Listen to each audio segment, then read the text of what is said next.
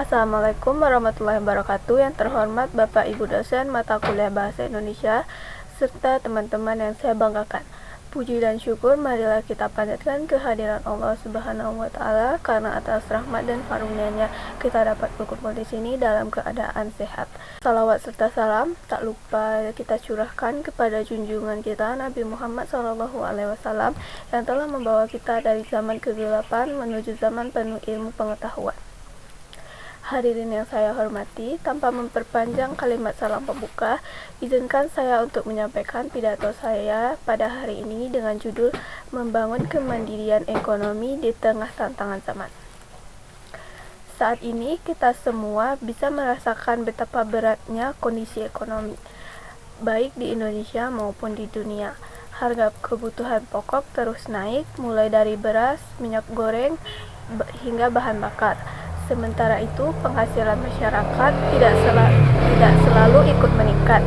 Banyak keluarga harus menyesuaikan gaya hidup dan mengatur pengeluaran sehemat mungkin.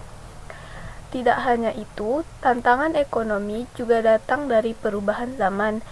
Era digital membawa kemajuan luar biasa, tetapi juga membuat banyak pekerja lama terganti oleh teknologi. Industri berubah. Cara berdagang pun kini berubah. Hampir semua kegiatan ekonomi berpindah ke dunia digital. Jika kita tidak beradaptasi, kita akan tertinggal. Namun, di sisi lain, era digital juga membuka peluang baru. Anak muda kini membuka usaha dari rumah, memasarkan produk lokal secara online, dan bahkan menghasilkan pendapatan dari aktivitas mereka seperti konten digital. Ini membuktikan bahwa di balik setiap krisis selalu ada peluang yang bisa dimanfaatkan, asalkan kita mau belajar dan berusaha. Hadirin yang saya muliakan, dalam Islam, ekonomi bukan hanya persoalan mencari harta atau keuntungan. Ekonomi adalah bagian dari ibadah. Allah memerintahkan manusia untuk bekerja keras, berusaha dengan jujur, dan menjauhi segala bentuk kecurangan dalam mencari rezeki. Sebagaimana firman Allah dalam surat Al-Jumu'ah ayat 10, yaitu, apabila salat telah dilaksanakan, maka bertebarlah kamu di muka bumi, dan carilah karunia Allah, serta ingatlah Allah sebanyak-banyaknya agar kamu beruntung. Quran Surah Al-Jumu'ah ayat 10. Ayat ini mengajarkan kepada kita bahwa setelah menunaikan kewajiban kepada Allah, kita diperintahkan untuk bekerja dan berusaha mencari rezeki dengan cara yang halal. Bekerja untuk berusaha bukan hanya untuk diri sendiri, tetapi juga untuk membantu sesama dan membangun kesejahteraan masyarakat. Hadirin sekalian, sebagai generasi muda, kita memiliki tanggung jawab besar dalam menghadapi tantangan ekonomi saat ini. Kita tidak boleh hanya menjadi penonton atau pengeluh. Justru di tangan generasi muda inilah masa depan ekonomi bangsa ditentukan. Kita bisa mulai dari hal kecil seperti membeli produk lokal, mendukung UMKM, atau bahkan mulai berjualan secara online dengan semangat inovasi dan kemandirian. Anak muda Indonesia bisa menjadi penggerak ekonomi yang kreatif dan mandiri. Kemandirian ekonomi juga berarti tidak mudah tergantung pada bantuan luar negeri atau produk asing. Kita harus percaya bahwa Indonesia punya potensi besar baik sumber daya alam maupun sumber daya manusia. Jika dikelola dengan baik dan jujur, Indonesia bisa menjadi negara yang kuat secara ekonomi dan berdaulat secara politik. Namun selain itu, kita juga harus mengingat bahwa ekonomi tidak akan berkembang tanpa moral dan kejujuran. Banyak masalah ekonomi muncul bukan karena kurangnya sumber daya, tetapi karena lemahnya moral, seperti korupsi, penimbunan barang, monopoli menjadi penghalang besar bagi kemakmuran rakyat.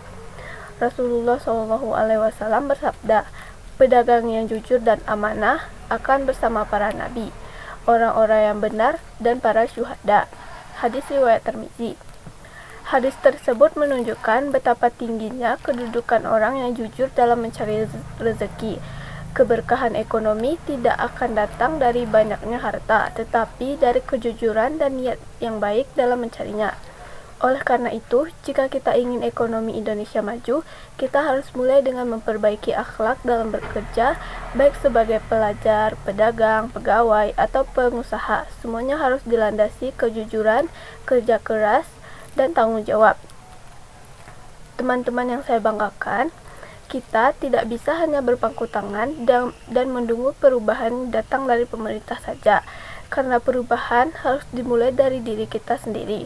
Mulailah belajar mengatur keuangan pribadi, menggunakan waktu dengan produktif, dan kembangkan kemampuan yang bisa bernilai ekonomi.